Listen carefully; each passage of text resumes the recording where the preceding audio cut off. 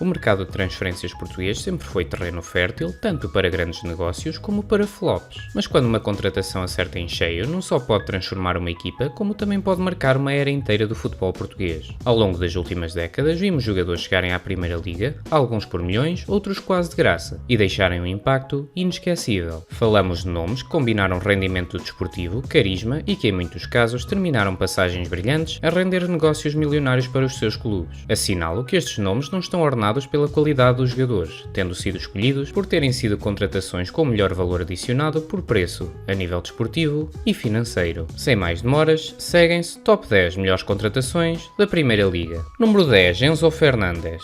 A contratação de Enzo Fernandes pelo Benfica em 2022 foi um dos movimentos mais marcantes do mercado de transferências português nesse ano e tornou-se crucial para a conquista do campeonato pelos encarnados. Vindo do River Plate, o médio argentino já se destacava no futebol sul-americano pela sua qualidade técnica, visão de jogo e intensidade na recuperação de bola. O Benfica apostou 10 milhões de euros mais 8 milhões em objetivos para garantir 75% dos direitos económicos do jogador. Logo na sua chegada, Enzo Fernandes rapidamente se impôs como titular absoluto na equipa de Roger Schmidt. Com um estilo de jogo equilibrado entre a construção e a marcação, mostrou maturidade acima da média para a sua idade, sendo peça-chave na dinâmica do meio-campo. A passagem de Enzo pelo Benfica foi curta, mas intensa. O Mundial 2022 no Qatar, no qual foi campeão com a Argentina e eleito o melhor jogador jovem no torneio, catapultou o seu valor no mercado. Em janeiro de 2023, o Chelsea assinou a cláusula de rescisão de 120 milhões de euros, estabelecendo um valor de venda quase recorde no futebol português. Apesar de Enzo ter ficado mal lembrado na luz pela saída prematura, a sua contratação foi um exemplo de gestão desportiva eficiente. O Benfica conseguiu unir desempenho de alto nível a um retorno financeiro verdadeiramente histórico.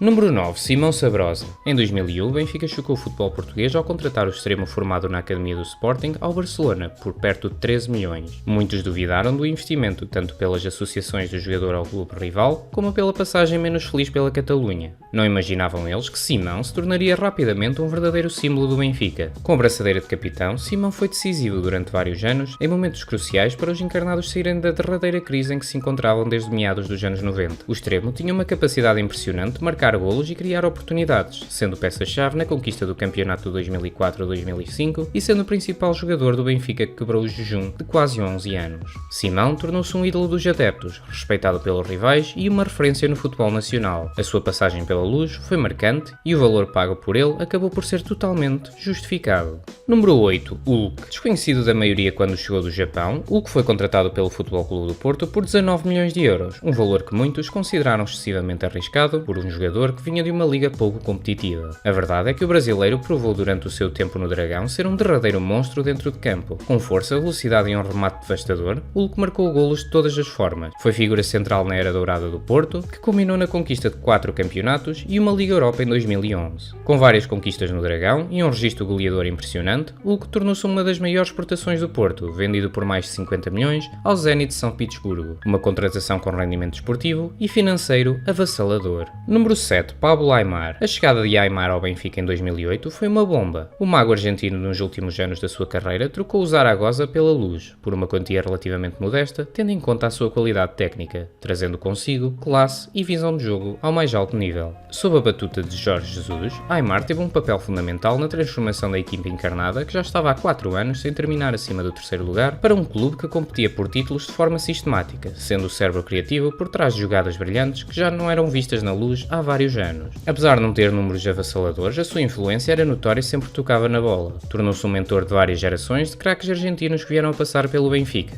incluindo Enzo Pérez, Di Maria, Toto Salvio e Nico Gaetan. Aimar foi um jogador com elegância rara e um dos mais adorados pelos adeptos benfiquistas. Número 6, Lietzen. O Sporting encontrou uma verdadeira joia no mercado brasileiro em 2003. Lietzen, vindo do Corinthians, contratado por 3,2 milhões, tornou-se rapidamente num dos melhores avançados da história do clube. Com um faro de golo apuradíssimo, Lietzen marcou mais de 170 golos com a camisola verde e branca. Foi várias vezes o melhor marcador do campeonato e um terror constante para todas as equipas da Primeira Liga. Apesar de não ter vencido o campeonato pelo Sporting, Lietzen carregou o ataque leonino durante anos, com um rendimento individual notável. O levezinho veio por 3 milhões, mas acabou por ter um impacto verdadeiramente gigante. Número 5. Ezequiel Garay. Em 2011, o Benfica conseguiu contratar Garay ao Real Madrid por apenas 5,5 milhões. O argentino chegou com currículo e rapidamente se impôs como o patrão da defesa encarnada. Combinando classe na saída de bola com uma enorme capacidade defensiva, Garay foi o parceiro perfeito para Luizão nos anos de glória do Benfica de Jorge Jesus, essencial nas caminhadas europeias e nos vários títulos nacionais conquistados pelo Benfica. A sua consistência e inteligência tática tornaram-no um dos melhores centrais da década na Primeira Liga. Um investimento certeiro do scouting encarnado, que viu a oportunidade de adquirir uma verdadeira pérola que era ignorada num dos melhores plantéis do mundo, por um valor que parece agora escasso para o retorno que teve Ezequiel Garay. Número 4. Víctor Gyökeres. Se há tal coisa como comprar o campeonato numa só contratação, a transferência de Gyökeres para os Leões foi um exemplo perfeito. Em 2023, o Sporting apostou forte em Gyökeres, pagando 25 milhões ao Coventry City. A expectativa para o avançado, pelo valor relativamente elevado, até podia ser alta, mas o sueco não desiludiu nem um bocadinho. Nas duas épocas que passou no Sporting, Gyökeres tornou-se uma máquina de golos e assistências que já não era vista há muito tempo em Portugal. A sua força física, capacidade de finalização e intensidade constante mudaram o ataque leonino, sendo determinante no primeiro bicampeonato do Sporting em mais de 70 anos. Além dos números impressionantes, trouxe uma nova identidade ao estilo ofensivo do Sporting e, apesar de uma venda atribulada para o Arsenal, acabou por encher os cofres dos verde e brancos com mais do dobro do seu valor de compra.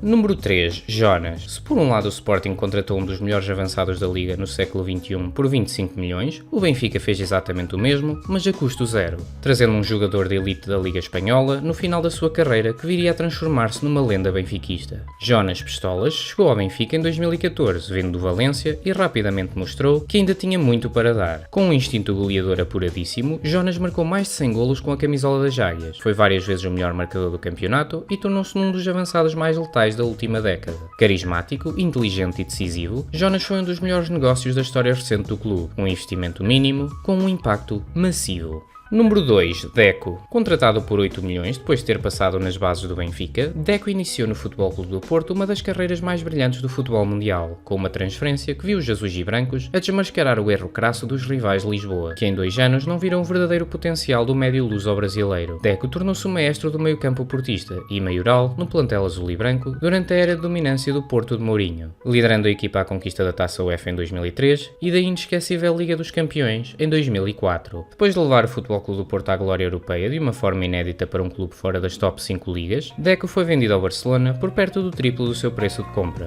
onde continuou uma carreira de sucesso. Um craque da Primeira Liga, cuja contratação mudou a história do futebol português e do futebol mundial. Menções honrosas. Seja pelo impacto desportivo ou pelo valor surpreendente, aqui ficam algumas menções honrosas de jogadores que, apesar de não terem entrado no top 10, merecem o seu lugar de destaque.